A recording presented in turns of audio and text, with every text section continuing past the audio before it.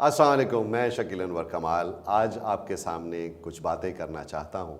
आप लोग मेरी वीडियोस देखते रहते हैं और बहुत पसंद भी करते हैं, इसके लिए मैं आप सबका बहुत शुक्रगुजार हूँ।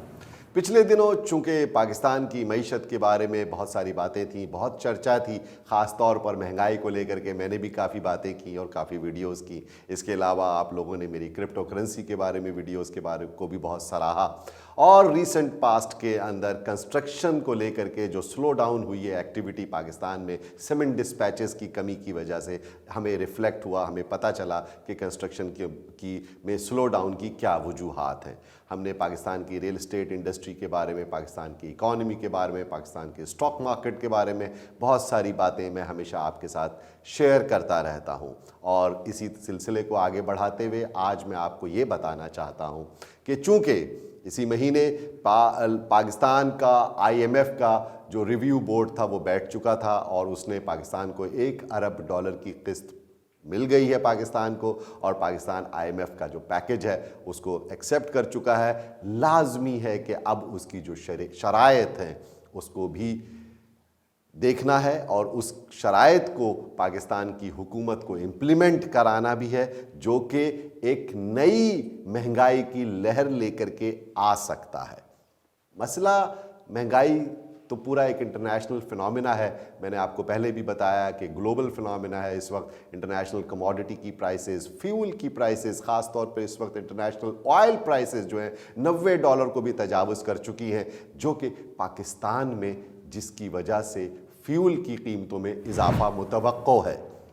इस महीने के इख्तिताम पर जबकि पाकिस्तान में जब नेपरा जो है प्राइसेस को रिवाइज़ करता है तो प्राइम मिनिस्टर ने इस दफ़ा उनकी समरी को मुस्तरद कर दिया और इस दफ़ा कोई ख़ास इजाफा नहीं किया। लेकिन अब कल ही शौकत तरीन साहब ये फरमा रहे थे कि अगर इंटरनेशनल फ्यूल प्राइसेस बढ़ेंगी तो लामहला हमें उसको आवाम को पास ऑन करना पड़ेगा, गवर्नमेंट सब्सिडी नहीं दे सकती। तो ये वाज़े इशारा है कि फ्यूल की कीमतें फिर बढ़ जाएंगी। जल्द ही आप देखेंगे। अब कितनी बढ़ती हैं ये हुकूमत वक्त के ऊपर मुनहसर है। फ्यूल की कीमत बढ़ने की वजह से लॉजिस्टिक्स महंगी हो जाती हैं, ट्रांसपोर्टेशन महंगी हो जाती है, बिजली की कीमत महंगी हो जाती है। आपके जो भी कंपनीज मैन्युफैक्चर कर रही हैं उनकी मैन्युफैक्चरिंग कॉस्ट में भी इजाफा हो जाता है, जो कि महंगाई का नई लहर लेकर के आ सकती है आपके सामने। बार बार आप सोचते होंगे कि मैं दोबारा बार बार महंगाई का ही जिक्र करता हूं, क्योंकि ये बहुत इम्पॉर्टेंट फिनोमिना है। इस वक्त अगर पाकिस्तान की हुकूमत का हम तज्ज़िया पेश करें और तज्ज़िया करें और मुख्तलिफ़ चैनल्स पर और अखबारात में आप इस हवाले से ख़बरें सुनते रहते होंगे, तो महंगाई इस वक्त सबसे बड़ा चैलेंज है इस वक्त मौजूदा हुकूमत को।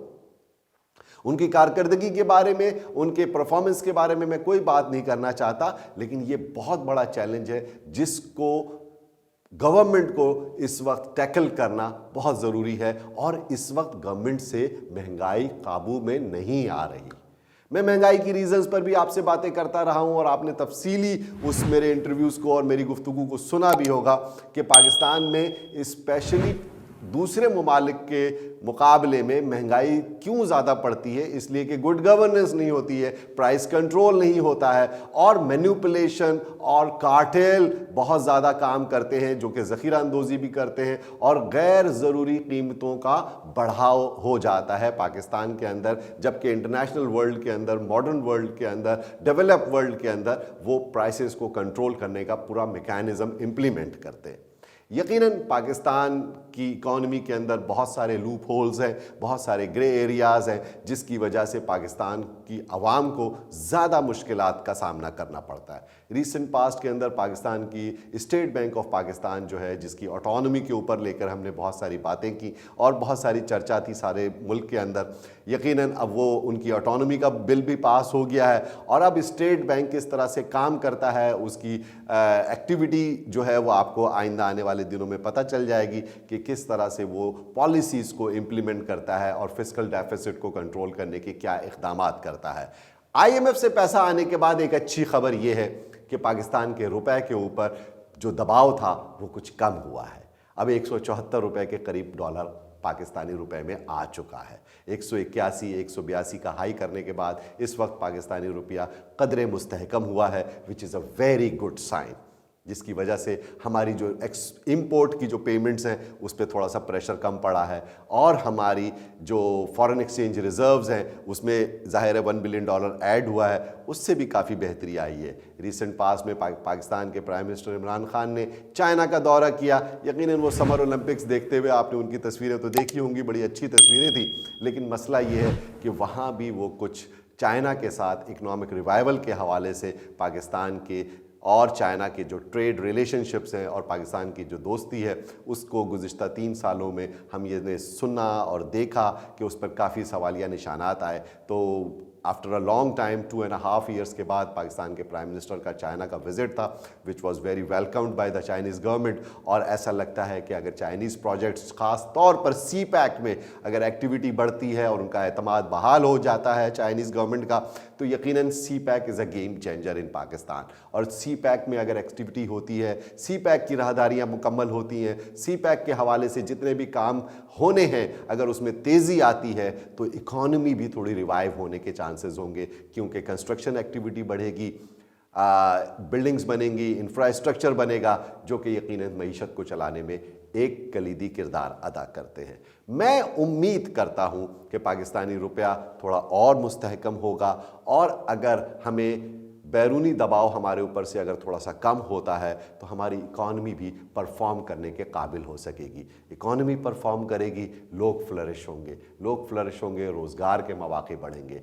एक्सपोर्ट्स हमारी बढ़ेंगी तो हमारी मैन्युफैक्चरिंग भी बढ़ेगी, रोज़गार के मौके मिलने के साथ साथ खुशहाली का दौर का भी उम्मीद की जा सकती है। इसी उम्मीद के साथ कि इस बरस 2022 में चाहे वो कोई भी सेक्टर हो, इंडस्ट्रियल सेक्टर, एग्रीकल्चर सेक्टर, जो कि बहुत इंपॉर्टेंट सेक्टर है, इसके अंदर अगर एक्टिविटी बढ़ती है हमारी एक्सपोर्ट्स में इजाफा होगा। इसके बायस हमारी जब एक्सपोर्ट्स में इजाफा होगा तो हमारे फॉरेन एक्सचेंज रिजर्व्स में इजाफा होगा, एक्सपोर्ट्स में इजाफे से हमारी आमदनी में इजाफा होगा और सबसे इंपॉर्टेंट बात, गवर्नमेंट का टैक्स कलेक्शन बढ़ेगा। इम्पॉर्टेंट चीज़ ये है कि आपकी जब तामीराती सनत चलती है, जब तामीरात होती हैं, पुल बनते हैं, हाईवेज़ बनती हैं, बड़े प्रोजेक्ट्स बनते हैं, तो यकीनन मैं उम्मीद करता हूं कि चाइना के विज़िट के बाद कंस्ट्रक्शन एक्टिविटी में भी थोड़ी सा इजाफा होगा और मेगा प्रोजेक्ट्स जो है वो बनना शुरू होंगे और उन पर जो काम जो तात्तुल का शिकार है वो दोबारा से जारी और सारी हो सकेगा।